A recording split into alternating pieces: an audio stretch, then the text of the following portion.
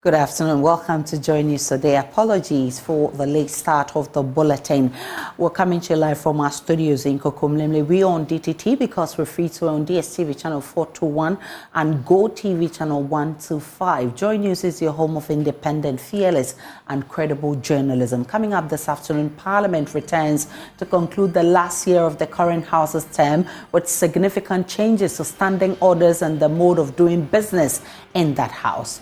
We are live in Parliament where Assin North MP, after being absent for almost the entirety of the last meeting, is back in the chamber promising he is ready to serve his constituents. Also, organised labour in the Ashanti region has been meeting in Kumasi to plan ahead of the February 13 demonstration against government's imposition of VAT on electricity consumption. More as the International Monetary Fund is entreating Ghana to stay committed to its bailout program in order to fully realize its benefits.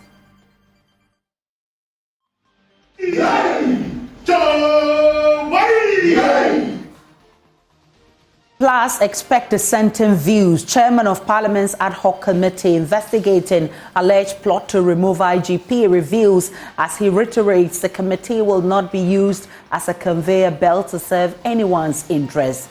And as the world marks Safer Internet Day, we explore growing concerns over online safety as the global initiative is aimed at promoting responsible digital citizenship and safeguarding users from online threats. We're live also on Facebook, YouTube, Instagram, and X Spaces via JoyNews on TV. My personal handle is @Denana Aisha. Please do stay for details.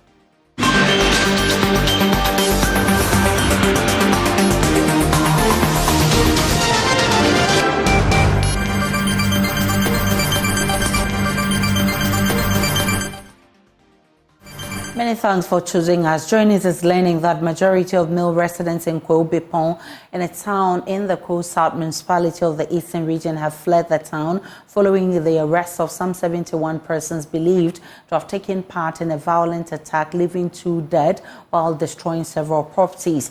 Residents claim they could be mistaken for persons who have been seen in the video unleashing violence in the town. 2 persons lost their lives after being hit by bullets after residents attacked the Kwahu Bepong Chief's palace, demanding a suspected murderer. The suspect, 23-year-old Kwesi Tenkran, was said to have raped and murdered a 45-year-old woman, Ekuya Chirewa. 65-year-old brother of Ekuya Chirewa, who attempted to intervene, was also killed at Edumaso, a farming community in the area. Kofi Sian joins us on he's been on the ground and he joins us with more.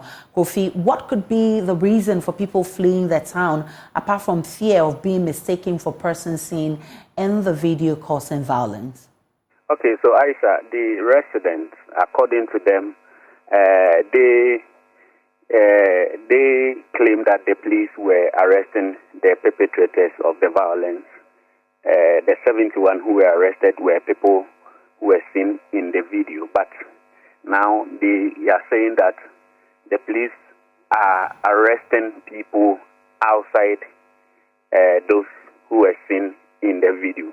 So that could be the reason why they are all fleeing the town, because they could arrest any other person at all who weren't part of those spotted in the video. That is what the residents, some of them, are telling. Tell us more about the security situation in the area and the current state of closure of schools. Well, Aisha, the place is very calm. Calm has restored to the area. If you come here, you could see a number of police officers who are well armed, and they are providing security in the community. If you want to find out about the closure of schools, the MC spoke about it a while ago, and he says that the music, that is the Municipal Security Council, have decided on reopening schools in the area by tomorrow. And about the security situation, again, I'm told the IGP, Dr. Ekufu Dampare, will be in the area to have a first-hand information of what is really transpiring in the community. And For that, I cannot independently say. But for the regional minister, I'm told he spoke to me a while ago, and he's confirmed that he's coming to Kwahu Bepong to also assess the situation in the area. Events for us. Meanwhile, the Kwahu South Municipal Chief Executive Emmanuel Attah Senior is calling for calm and claiming the police will remain professional in discharging its duties. We'll bring you more in our subsequent bulletins. Now to the Ashanti region, where organized labor has been meeting in Kumasi to plan ahead of the February 13 demonstration against government's imposition of VAT on electricity consumption. Despite reports of cabinet's withdrawal of the value-added tax, the Trade Union Congress and other labor unions have started planning for the protest. In Ashanti region, the unions met this morning after engaging the Regional Police Command on the protest. Take a listen to the Ashanti Regional TUC Secretary, Organiser Dongo.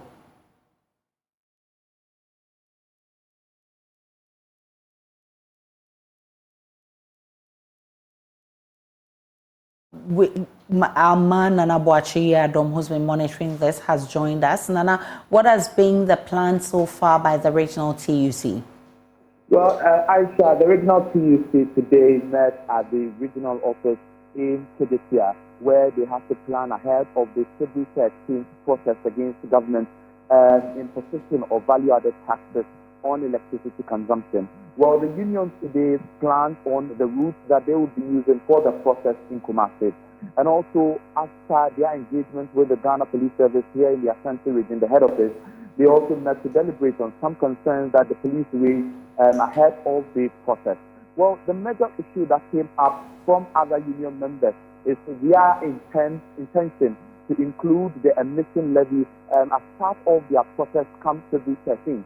They do not want the protest to only be on the imposition of value-added taxes on the electricity consumption, but they are calling on their union leadership national to include an emission levy into the protest come 13th of February. And so their route would be through the corporate center to Pampaso, the prison service to the police head office, to the post office in Kumasi.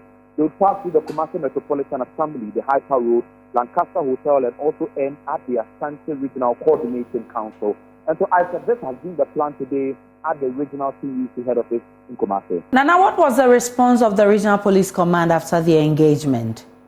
Well, the Regional Police Command was so much concerned about the route that they would be using on the 13th of February. You know, the issues that came up is that the day is a working day, and so it is going to be very difficult for the police to, in a way whatsoever, manage them if there is so much crowd coming out for the protest.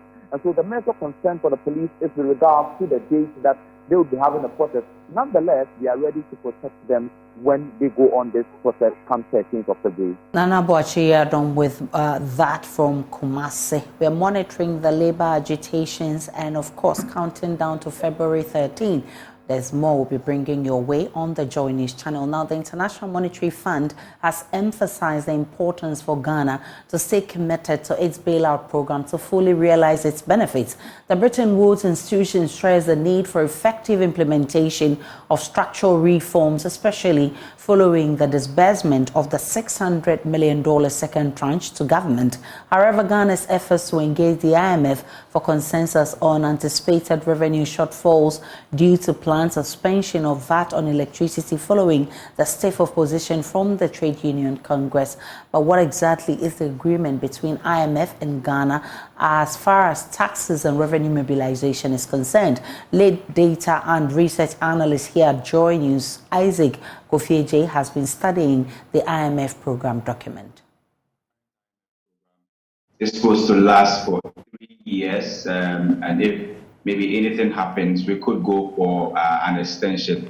But the current timeline we have is 3 years. And within these 3 years, Ghana has proposed to the IMF some revenue mobilization strategies that we will be able to use to bring in revenue in 2024 and some years ahead. Now, if you look at 2024, for instance, government has already informed the IMF some of the fiscal measures that is going to take or revenue measures that is going to take. for us to be able to get more revenue in 2024. So I am looking at the IMF program currently, and what government says it will do in terms of revenue measures in 2024 is actually categorized in three forms. So we have the direct taxes that government says is going to impose on consumers, or the direct tax that is going to introduce. So let me walk you through some of the direct taxes. So we have the revision and expansion of the gambling revenue. This is supposed to contribute some 0.06% to GDP.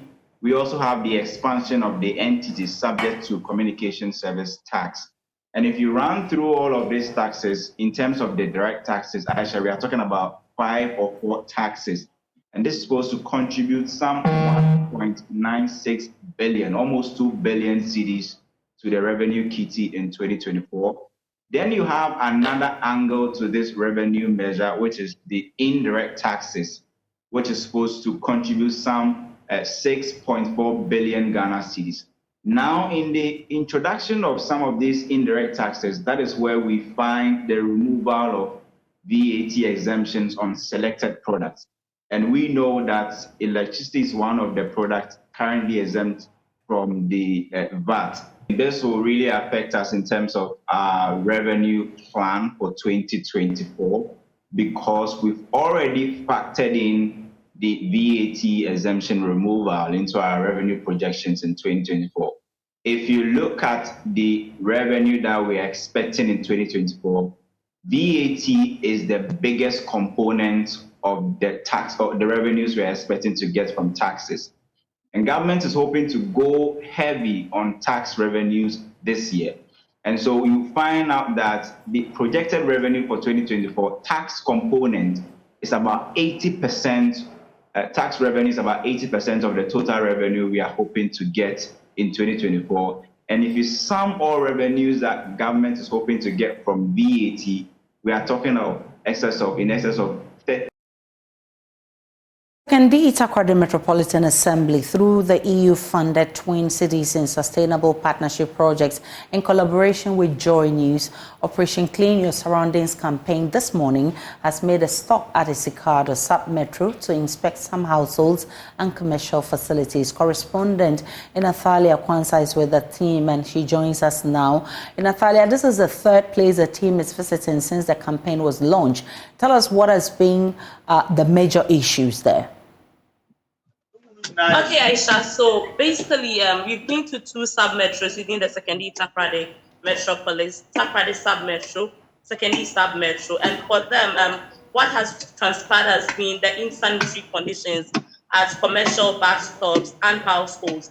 Talk of food vendors not having medical treatment card, which allows them to sell. Most of the people we have seen do not have it. And then from the Metro Environmental Health Officer, we understand that the metropolis has a high rank when it comes to cholera. So most of these food vendors have cholera, and so there is going to be a vaccination, mass vaccination of vaccination for cholera within the secondary, typhoid fever for food vendors within the secondary Takoradi Metropolitan Assembly. There was no arrest at the 2 sub-metros you visited. What about Isikado? Yes, Aisha. So basically, for the 2 sub-metros we visited, and then Isikado, what is happening is that the assembly is cautioning food vendors and residents to be on the guard that they are going to start arrests very soon. So Isikado being the last place that they are going to caution food vendors and residents. The next visit will start with arrest and then prosecution. And Attah Kwanzaa with those updates there. We'll be monitoring the Clean Ghana campaign in Accra and in Takoradi. We're bringing you more as it unfolds. Now, amidst growing concerns over online safety, today marks Safer Internet Day, a global initiative aimed at promoting responsible digital citizenship and safeguarding users from online threats. As the digital landscape continues to evolve, experts emphasize the importance of raising awareness about internet safety practices to ensure a secure online experience for all. Across the globe, there are a lot of websites used by millions of users daily. There were 23.05 million internet users in Ghana at the start of 2023, when internet penetration stood at 68.2%. Ghana was home to 6.60 million social media users as of January 2023, equating it to 19.5% of the total population. So how do we ensure a safer internet usage? Executive Director of Child's Rights Africa, Awo Aidan Amenya, who is worried about the progress made so far, has been proffering some solutions. So internet has been a platform for us for some time now, and we engage on it to do a number of things, including business. And as you can tell, even government business has now moved onto the space, because clearly there is going to be that connection, that measure between the physical and the virtual. And in no time, we see what is happening when it comes to the use of artificial intelligence, when it comes to the use of machine learning, and what have you. So a number of things have evolved when we started the use of the platform. And this evolvement has also resulted in positive and the negatives. But clearly, everything comes with both sides, and it's now our responsibility to ensure that, okay, whatever it is that we want to do, can we make sure that we are doing it in such a way that it does not leave those who are vulnerable more vulnerable than they came. Let's look at the dangers in using this platform. I mean, there's child abuse issues, there's privacy matters, there's criminal connotations. The list is long. Let's start with the impact on children and privacy matters. Aisha, unfortunately, I would say that from the inception of the internet, I don't think children were considered as consumers that much. Because if children were that considered, provisions would have been made from get-go to make sure that their coming into the space will mean this and that to them. Unfortunately, that has not been the case, and it was an afterthought. But then, much as it's an afterthought, I would say better late than never. But it doesn't look like we are doing much in that regard. There's a need for us to go a step further by operationalizing some of those protocols. For instance, the Budapest Convention has a solution to it, which requires that the state agencies and all the signatories or the signatories to the protocol are trained in how to identify or spot child sexual exploitation and abuse.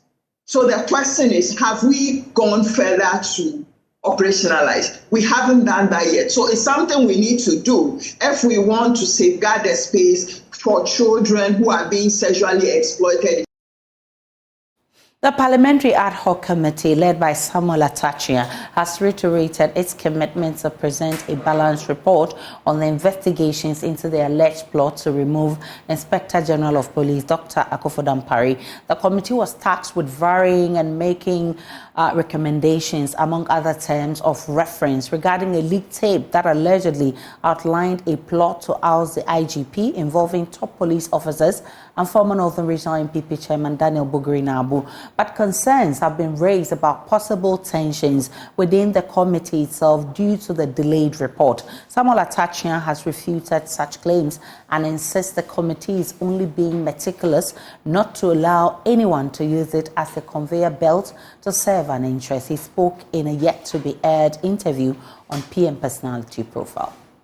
We, as members of the committee, will sit together and look at what the clerks presented, and then when it's fit for purpose, we'll sanction it, and then I sign, and then the clerk will also sign. What was put in the public domain is so fraudulent that there's no signature of the chairman, there's no signature of the clerk. Okay. So who is trying to pretend that the committee has come out with a report? And the security agencies have assured you that they are doing that? Well, I'm just waiting for the speaker to arrive, because you see, we pay regard to the speaker. And you shouldn't sit down there and think that by the fact that we're chairman of the committee, you do things without referable to the important person who's called Mr. Speaker. But I'm of the very humble view. That is a criminality that should not be ignored. Let me ask you this. There's been claims that there's division in the committee. Members are divided on issues. What should we expect from you? A flawless report? I don't think it will be a flawless report. There's no one yet. Even some people are bold to criticize the Bible. So how can we talk about a flawless report? But I can assure you that people can dissent on critical issues. The most important dimension to that is to capture the dissent. There to be a balanced, a reportage of what happened. That's all you have to do. You can't get everybody agreeing on a particular matter. And dissent is also good for rational engagements. So when people look at the reports, in relating to this matter, Attah dissented. Fine. Okay. Yeah, because when you have a kind of robotic kind of mindset, it will feed into the opinion or public perception that these people are so self-opinionated, they are not interested in facts, and it won't be anybody's conveyor belt, we think. So when the thinking is different, it's permitted. So with the terms and terms of reference for your engagement, you were supposed to actually proffer some recommendations. Have you done that? Well, it's all going to be what they will bring before us. I have strong recommendations, but you see, you don't force your views on the committee. You have lawyers in there, you have senior police officers on the committee. You don't force your views on that. But what you think as a chairman is a strong point of view, you can urge it upon them. If you all agree and we converge on that point, fine. If they don't, you can state your position, and that will be part of the report. You want to share with us some of the recommendations? I think it will be too premature to write the report which the entire committee has not validated before you and put in the public domain. It is not good. We'll patiently wait till that report is out. We're still live on JoyNews Today. Let's take a break and we'll return this business.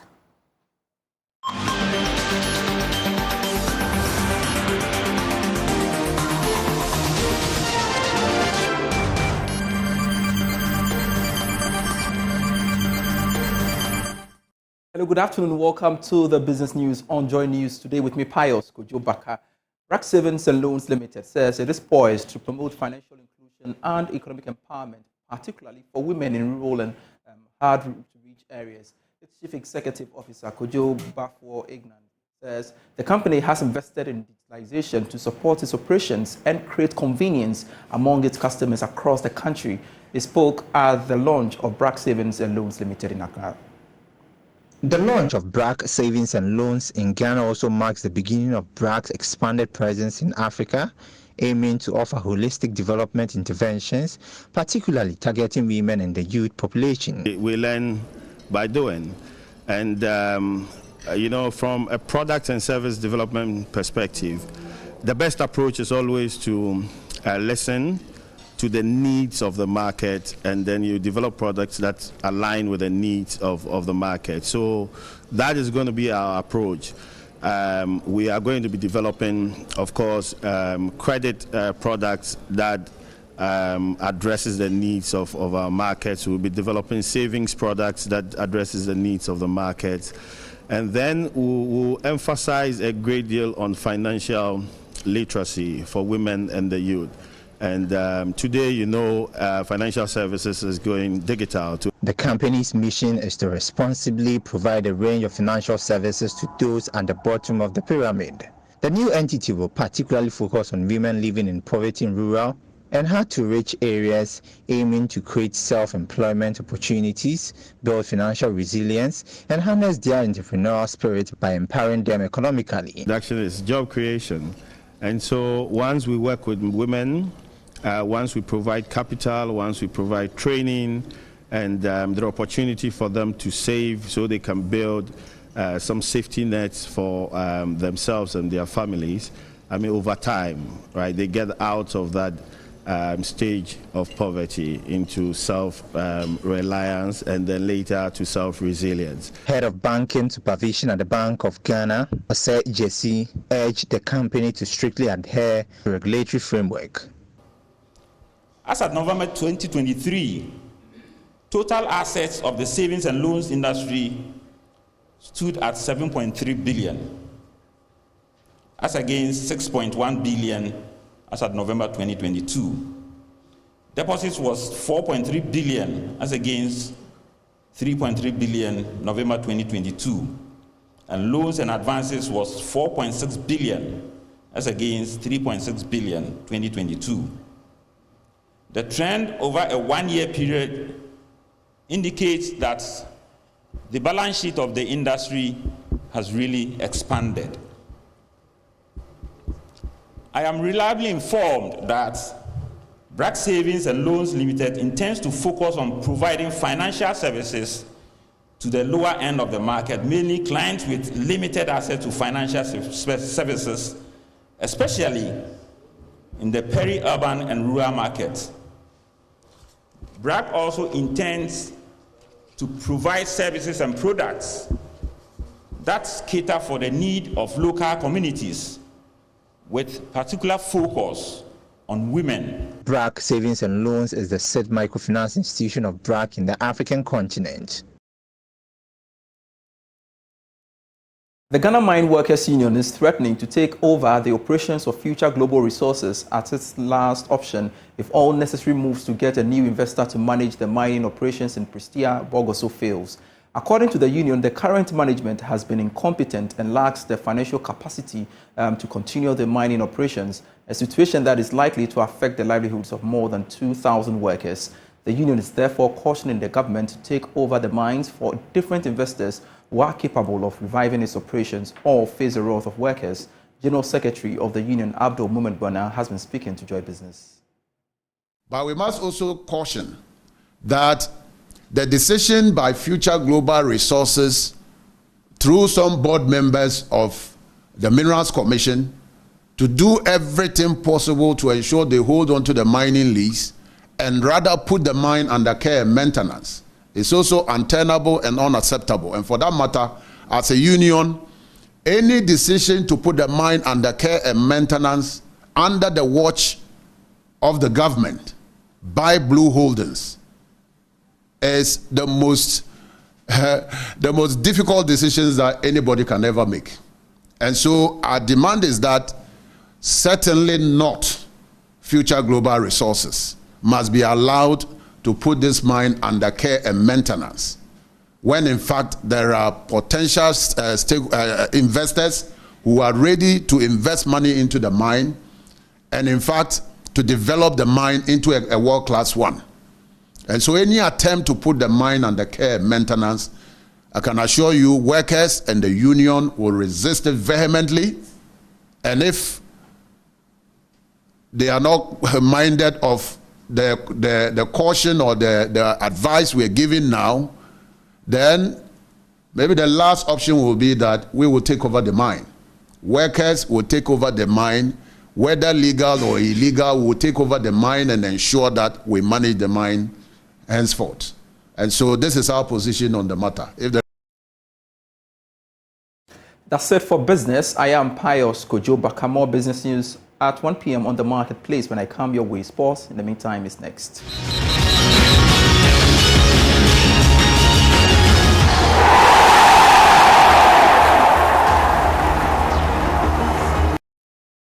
Let's do sports now on JoyNews Today with me, Muftau Nabila Abdullahi. On Monday, the Public Accounts Committee ordered for the arrest of the Northern Regional Director of the National Sports Authority, Salamatu Allah Hassan. Joy Sports has been trying to ascertain whether if the directive has been adhered to, but our efforts have so far proven futile as we continue to speak to the people in charge to see whether if should be pick up. But let's hear from the Public Accounts Committee Chairman, James Kluche Aveji, who made the order on Monday. That office is rotten.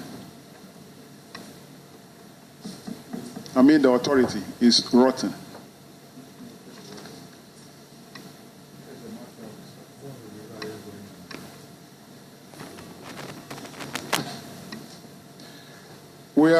Minister, we are directing that the regional director and the accountant at the region should be picked by the police.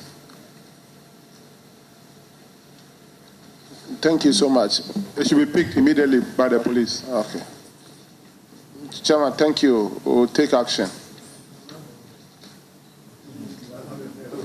You are invited to appear before Parliament, a committee of Parliament. You refuse to attend, knowing very well that you have squandered over 160,000 Ghana cedis. And you think that will leave you scot-free?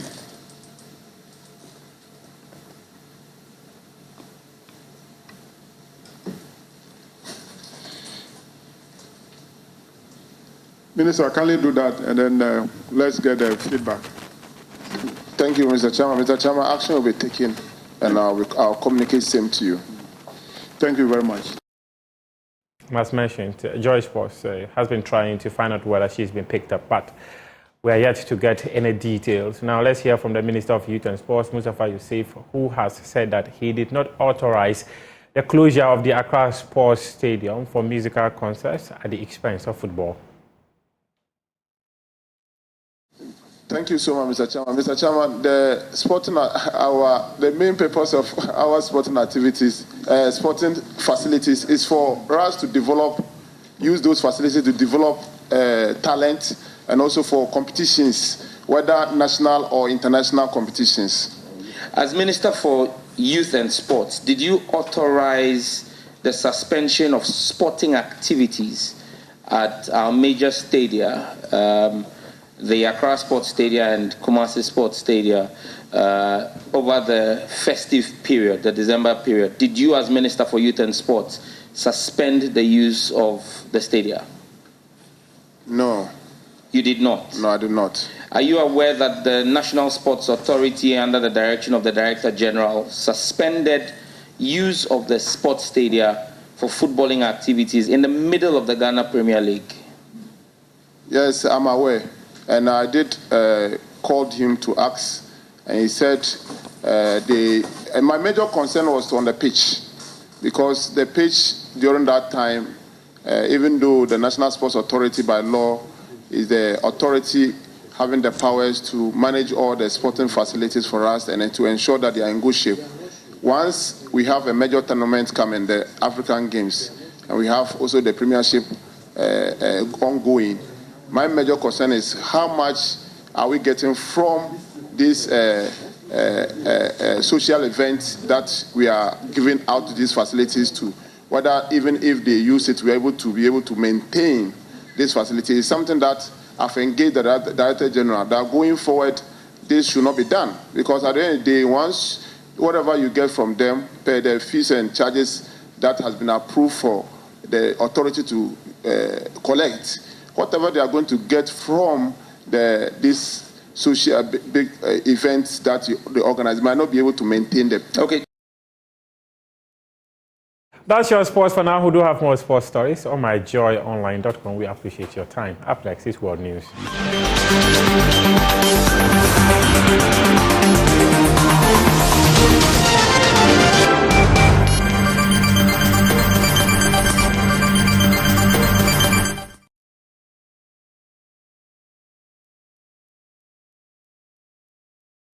Welcome back to the rest of our stories. MPs have returned to Parliament following a month-long break to significant changes to how business will be done in the legislature. Electoral Commission and other constitutional bodies will now be subject to parliamentary questions, just like ministers. Also, a number of new committees have been established, including the Intelligence Committee and the disintegration of the Finance Committee into 3 separate committees. Meanwhile, after being absent for almost the entirety of the last meeting, Asin North MP James Dachikwesen is back in Parliament following medical treatment abroad. He says he's ready to serve his constituents and will continue to fight the criminal case in court. What do you guys want from me? Welcome back. How you doing? Very happy to see you. Ghanaians, I'm alive and kicking, and I'm strong, and I really miss them. But you know, sometimes in life you have to take care of yourself. I'm back in full swing, and I'm going to go take care of my constituent, my caucus, and the country, Ghana. We are going to win, and we're going to succeed again. Let's keep hope alive. Thank you. You're unfazed about the legal battle now. The legal battle, you're still fighting it. Well, I mean, you all know the system, the court system, how it works, right? It's not a situation where one can say, it's not a black and white situation. We have to allow time to let the legal system go through its own process. And the worst thing you want to do is to comment on any matter of this in court. So let's save that to the judicial system. Yeah, but the message is that you're ready to work for your constituents and for Ghana and for your party. My people can't wait to see me, to welcome me, to work for them. I say not, there's no turning back. Forward ever, backwards never. And Ghana is going to move forward too. We are going to put our heads together and make sure this country succeeds. Thank you.